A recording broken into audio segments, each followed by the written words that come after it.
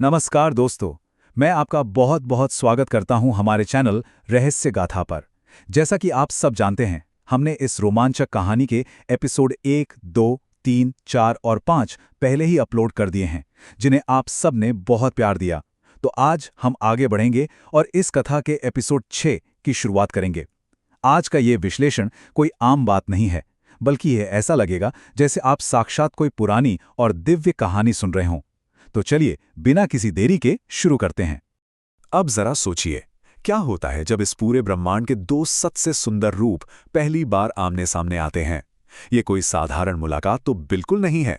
ये तो दो ऐसी सर्वोच्च शक्तियों का मिलन है जिसके लिए खुद नियति ने पहले से ही सारी तैयारी कर रखी थी। जब ऐसा होता है तो पूरा ब्रह्मांड रुककर इस दृश्य को देखता है। लेकिन इस पल की गहराई तक पहुंचने के लिए चलिए थोड़ा पीछे चलते हैं और देखते हैं कि महर्षि विश्वामित्र के साथ इन दोनों भाइयों का सफ़र अब तक कैसा रहा है। अयोध्या की सुरक्षित दीवारों को छोड़कर निकलना, फिर ताड़का और सुबाहु जैसे खूंखार राक्षसों का नाश करना, और अभी कल ही तो माता अहिल्या को उनके सदियों पुराने श्राप से मुक्ति दिलाना। और अब इन सब के बाद आज ये दोनों जनकपुर की सीमाओं पर आ पहुंचे हैं। तो असली कहानी सच में तब शुरू होती है जब ये तेजस्वी राजकुमार जनकपुर शहर में अपना पहला कदम रखते हैं। इनका स्वागत बिल्कुल शाही अंदाज में होता है और हर कोई बस इन्हें ही देखता रह जाता है। अब यहाँ सबसे दिलचस्प बात क्या है पता है?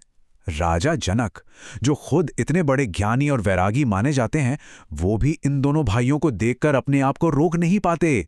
उनके मुख से अचानक निकल पड़ता है कि ऐसा लग रहा है जैसे स्वयं परब्रह्म यानी साक्षात ईश्वर ही मनुष्य का रूप लेकर धरती पर उतर आए हों। ये एक कमाल का विरोधाभास है। मतलब एक तरफ तो ये वो कठोर योद्धा हैं जिन्होंने सुबाहु जैसे राक्षसों को धूल चटा दी, और दूसरी तरफ एकदम शांत और कोमल राजकुमार। इनकी इस दिव्यता और शांति ने तो पूरे जनकपुर शहर को ही अपने मोह में बांध लिया है। इसके बाद महर्षि विश्वामित्र वहां सभा में एक ऐसी घटना के बारे में बताते हैं जो यहां आने से ठीक पहले घटी थी। एक ऐसी घटना जिसने सब कुछ बदल दिया। वो बताते हैं कि कैसे श्री राम ने सिर्फ अपने एक चरण स्पर्श से गौतम मुनि की पत्नी देवी अहिल्या को उनके श्राप से आजाद कर दिया। इससे एक बात तो बिल्कुल साफ हो जाती है कि श्री राम का ये सफर सिर्फ हथियारों और युद्ध का नहीं है, बल्कि ये तो लोगों की आत्मा के उद्धार का सफर है। ये सुनते ही राजा जनक की आंखों में जो श्रद्धा थी वो और भी गहरी हो जाती है। वो भावुक होकर कहते हैं कि आपने हमारे कुल पर लगे कलंक को धो दिया। मैं आपको शत शत प्रणाम करता हूं। मिथिला के राजघराने पर राम के इन कर्मों का बहुत ही गहरा असर हुआ था। चलिए, अब रात बीत जाती है, अगली सुबह का सूरज निकलता है और हम चलते हैं एक बेहद शांत और खूबसूरत जगह पर, सीधे शाही पुष्पवाटिका यानी फूलों के बगीचे की तरफ। यहां समय का कमाल देखिए। एक तरफ महर्षि विश्वामित्र सुबह की पूजा के लिए फूल मांगते हैं और दोनों भाई राम और लक्ष्मण इस शाही वाटिका में आते हैं। और ठीक उसी समय दूसरी तरफ माता सीता भी अपनी गौरी पूजा के लिए इसी बगीचे में आ जाती हैं। क्या गजब की टाइमिंग है ना? दोनों एक ही समय पर बिल्कुल एक ही जगह। सीता जी की एक सखी थी, जब उसने गलती से इन राजकुमारों को देख लिया तो वो तो बस देखती ही रह गई। वो दौड़कर आती है और कहती है कि ऐसा लगता है मानो तीनों लोकों की सारी सुंदरता और साक्षात विष्णु भगवान की सारी वीरता बस एक ही इंसान में समा गई हो। तो दोस्तों, अब आते हैं इस कथा के उस हिस्से पर जिसका हम सबको बेसब्री से इंतजार था। वो पल जब उनकी आंखें पहली बार मिलती हैं। वाटिका में चारों तरफ फूल खिले हैं, सखियां हंस बोल रही हैं, पर तभी सीता जी की नज़र श्री राम पर पड़ती है। सच कहूं तो कथाओं में इस पल को पूरी तरह से जादुई बताया गया है। दुनिया का सारा शोर बिल्कुल शांत हो जाता है और सिर्फ ये दो दिव्य आत्माएं जैसे जन्मों जन्मों के बाद एक दूसरे को पहचान रही हों। यहां तो शब्द भी कम पड़ जाते हैं। श्री राम, जो हमेशा इतने शांत और वैरागी रहते हैं, उन्होंने अपने भाई लक्ष्मण से इस समय कमाल की बात कही। उन्होंने कहा कि मेरा मन जो हमेशा इतना शांत रहता है, आज ऐसा लग रहा है जैसे किसी ने उस शांत पानी में कंकड़ फेंक दिया हो और कई सारी भावनाओं की लहरें उठने लगी हों। ये कितना अद्भुत विरोधाभास है।